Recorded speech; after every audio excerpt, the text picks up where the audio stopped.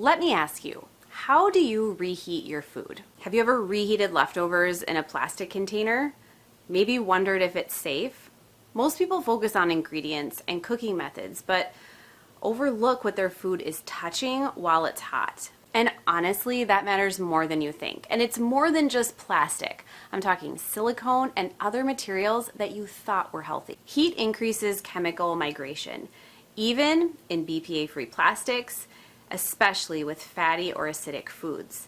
And this daily exposure for many families and small exposures add up over time. Even newer toxin-free nonstick cookware, paper packaging, and silicone are things we need to use with caution. It's exactly what I'm going to talk about today. Welcome back. I'm Amanda. I'm a building biology practitioner, a certified home inspector, and a healthy home expert. And today we are talking about things that are touching your food that are also leaching chemicals into the things that we're eating. I'm going everywhere from our food containers to takeout containers to what you are cooking your food in. So heat makes chemicals move faster. And the way this works is that heat accelerates molecular movement in the polymers and coatings, and it allows additives or any byproduct to then migrate into the food. Essentially, it means that your food will leach any chemicals that are on any surface very quickly when it is warm. So studies show that migration rates can increase several-fold when containers are heated compared to room temperature conditions. So anytime you're microwaving something or even putting warm food into that container or using some sort of pan or pot that has a toxin coating on it and we're heating it up, this is the problem.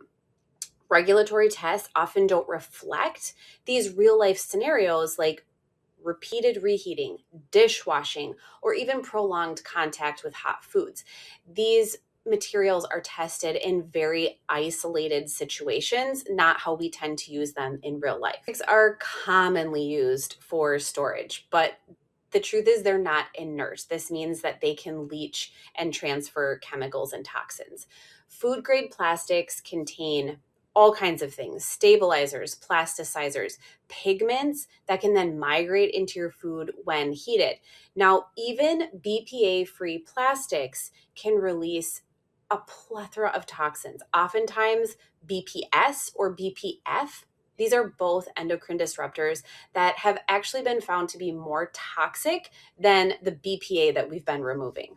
So while I would prefer not to use any sort of plastic near food at all, the truth is that plastics are safest for cold or dry food. You want to completely avoid using them with hot leftovers and especially with reheating.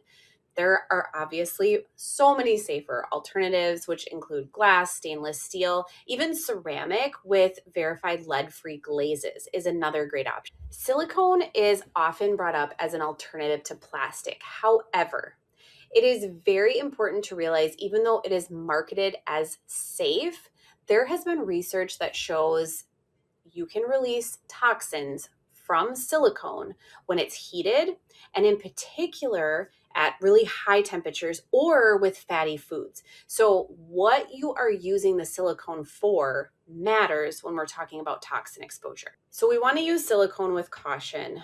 High quality platinum cured silicone is the best option, but if you are heating it, frequent high heat use should really be limited because it can break down the material and it can release toxins into your food. So we want to use silicone for low temperature applications like a snack bag with a dry ingredient in it. We don't want to use silicone for daily hot food exposure or hot food storage. You don't want to use silicone for baking when we're putting it in the oven. It is something to be used in cold or room temperature situations only. So melamine dishware can release the actual toxin of melamine and formaldehyde when it is in contact with hot or acidic foods. This material has been used over time. I feel like people kind of always end up coming back to it, especially for kids' dishes, but it is something that really should be avoided if possible. Now, if you have older or scratched dishes, this will obviously increase the risk of toxin exposure. So if you are going to be using melamine for meals with your kids, or in, like an outdoor area, so you want something that's not glass, I would use it only for cold foods. 100% do not microwave this material. Do not put hot meals on it. And even dishwashing it is not recommended because it involves that high heat, which can release even more toxins. Are you a little unsure about where you even should be starting with the healthy house? Like, what are the first steps? After 10 plus years of hands-on experience, I know what those first steps are, and I know the steps to take that won't have you spending lots of money in the beginning, but will get you excited for all of the changes and all the potential that your house has. The truth is, creating a healthy house doesn't have to be really expensive. It doesn't have to be really complicated. You just have to know the exact steps to take. Anybody can check things off a list, and that's exactly what I'm here to help you do. My free ebook is an amazing resource to help you get started on getting toxins out of your house and creating healthier habits, and also planning for the future for some of those bigger changes. And then there's nonstick, and even the newer toxin-free nonstick is something we're going to talk about. So traditional PTFE coatings can emit toxic fumes. We know that, and ultrafine particles when they're overheated.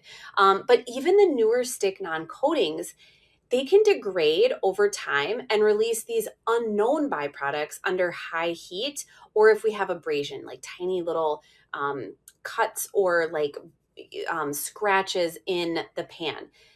These have not been studied enough to know that they are completely safe. And so anytime we are wearing away that non-toxic coating, even if it's supposedly toxin-free, it's leaching into your food. So if you choose to use a toxin-free pan, and I'm going to be 100% honest with you, I myself will use a low toxin, toxin-free, whatever you want to call it, nonstick surface for some applications. There are just some times that you might need to use this when you're cooking. Obviously, most of our cooking is on stainless steel or cast iron, or even my favorite 100% ceramic pans. These are all completely toxin-free surfaces.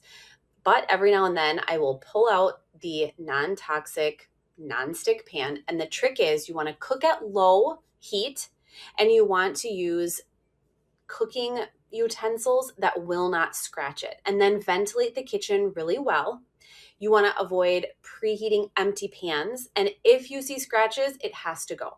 There are obviously, like I said, much safer options that you can use instead of these pans. But if you need to keep a pan, say to cook an egg now and then, or something that really just can only be cooked in nonstick, that is the trick.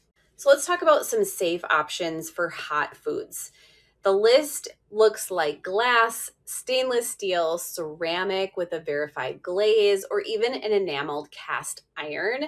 These consistently show low chemical migrations under heat. So it means that we are not seeing toxins leach into foods with these materials. These are your go-to options for hot leftovers, for soups, and for your daily cooking. And I have links to these on the website this week. So paper and compostable packaging are really tricky. I would say most paper containers do contain some sort of PFAS for grease resistance. Any sort of heat obviously will increase the migration of that chemical into your food. The trick is to look for biodegradable, compostable products that have no coating on them.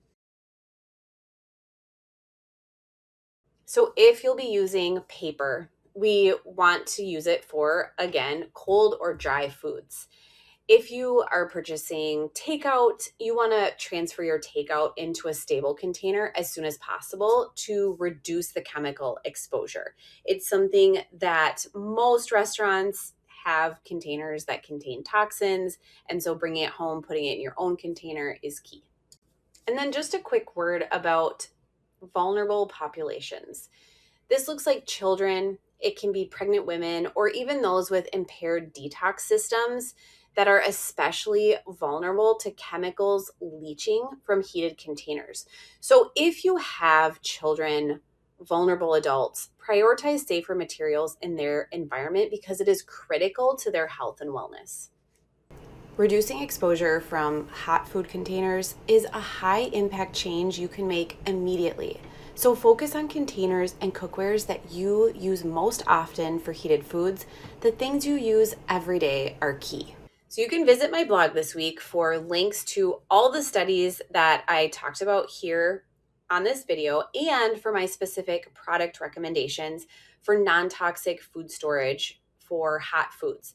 You'll also find some deeper dives on cookware and practical swaps that work in real kitchens that I have linked inside the post if you want to dive even deeper into this topic. Understanding how materials behave under heat, it gives you leverage, and you don't need to have a perfect kitchen.